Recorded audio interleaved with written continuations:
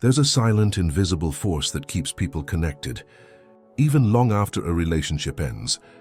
These are called soul ties, energetic connections that can leave you drained, confused, and unable to move forward with clarity. Most believe these bonds are permanent, a natural consequence of a past connection. Many end up struggling to rediscover their identity, forever haunted by the shadow of a relationship that no longer has a place in their lives. But what if it were possible to break these invisible chains? What if true freedom lay not in finding someone else, but in reclaiming the part of yourself that was surrendered? Ultimate freedom isn't just physical, it's energetic. It's about achieving a state of completeness and self-sufficiency. The secret to this lies in a profound act of self-mastery that strikes directly at the root of these bonds, bringing a man's essential energy back to himself. Section 1. The oxytocin and dopamine cycle. When a relationship ends, it often feels like a part of you remains attached to the other person. It's common to revisit old memories, to feel an inexplicable attraction to something that no longer exists. This goes beyond emotion. It's a biological reality. During moments of intimacy, the brain releases an intense cocktail of chemicals. Two of them are crucial: oxytocin and dopamine. Oxytocin, known as the bonding hormone, generates feelings of trust and connection. Dopamine, on the other hand, provides a burst of pleasure. Combined, they create a powerful reinforcement cycle that literally imprints the memory of that partner into your emotional circuitry, establishing a neurochemical bond that's extremely difficult to break. This is why many men remain haunted by past relationships, even years later. This cycle of oxytocin and dopamine is the very essence of a soul tie, a neurochemical hook that keeps you emotionally attached to past partners. But there is a path to liberation. The practice of retention is a direct and powerful strategy for interrupting this biological cycle. By eliminating the constant stimulation that triggers the release of these binding substances, you give the brain a chance to rebalance itself. Instead of reinforcing these connections through repeated chemical rewards, you do the opposite. You cut off the cycle's fuel. This act of self-control allows the brain to regain its natural balance, weakening external triggers and initiating the disruption of neurochemical currents. Over time, this deliberate disruption induces changes in the brain's very structure. Just as a forest trail disappears when unused, the neural circuits that store the emotional imprints of past relationships begin to weaken. The highly adaptable brain begins to eliminate these inactive connections. Dopamine receptors, unburdened by the high reward cycle, become more stable and less sensitive to external attachment stimuli. This process frees you from the weight of old emotional burdens. It's a biological cleansing that restores your mental and emotional sovereignty. You become the master of your own inner territory, instead of remaining a prisoner of the ghosts of the past. Section 2. Memory reconsolidation. Even when the mind knows a relationship is over, memories can still exert great power. A song, a street, or even a scent can transport you back, bringing up emotions you thought you'd already overcome. But these aren't just ordinary memories. They're deep neurochemical imprints. Each time you've been with a partner, your brain has registered an associative mark, linking that presence to strong emotional and physical arousal. These marks are like specters of past relationships, a web of memories that keep us emotionally attached long after the other person has left. At first glance, they seem like permanent bonds, parts of our history that cannot be altered.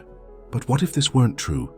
What if the brain itself retained the mechanism for editing intense memories?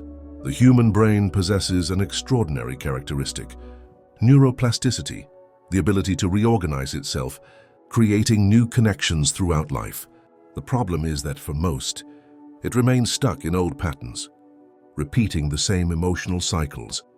Retention, however, acts as a catalyst that propels the brain into a state of greater neuroplasticity. By abstaining from automatic patterns and emotional triggers, you force your brain to seek new ways of functioning. This creates fertile biological ground for change, where new habits and perspectives can take hold and flourish. This is the first step for a man to regain true emotional freedom.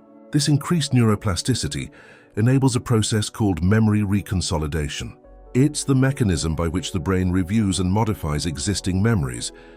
When a memory is recalled, it enters a temporary state of instability, in which it can be altered before being stored again. By engaging in new intentional actions focused on personal growth, you create experiences that compete with these old imprints and, little by little, replace them. Memories of past partners don't disappear, but the emotional burden that accompanied them dissolves. The painful or obsessive feelings that were previously attached to them begin to dissipate, giving way to a neutral perception. The goal isn't to erase the history, but to free oneself from the power it wields. What seemed like an eternal soul bond becomes just another memory, something you can observe without being consumed by the emotional weight. The neurochemical hooks are undone, and the network of affective associations is dismantled. This process transforms the person from a prisoner of the past to an architect of their own future. It is a profound act of self-mastery that proves that true freedom lies not in a new relationship or an external fresh start, but in the deliberate work of rescuing one's own mind from the echoes of the past. Section 3. Bowfield integrity. For a person to achieve completeness, they must be self-sufficient.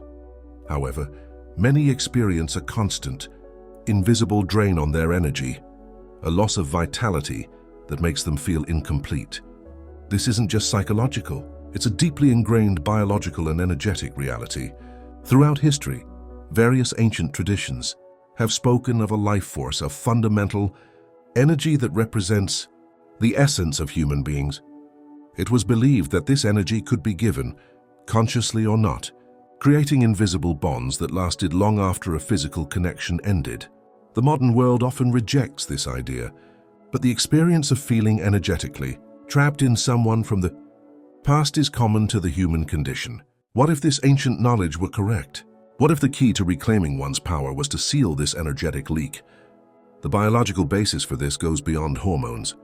Semen is not just a reproductive fluid. It contains high concentrations of vital nutrients and compounds that carry essential energy, which the body invests enormous resources in producing. When a man is exhausted, he experiences not only a physical loss, but also an energetic one. This depletion creates the sensation of leakage, a vulnerability that maintains invisible threads tied to past partners. It's an unconscious surrender of one's own power, a fragment of energy that remains connected to another person. This is the biological and energetic basis of what many describe as a soul tie, a tether that prevents you from feeling fully whole and autonomous. The practice of withholding serves as a decisive act of restoring this integrity. It's the conscious choice to stop the energy leak, to stop donating one's life force.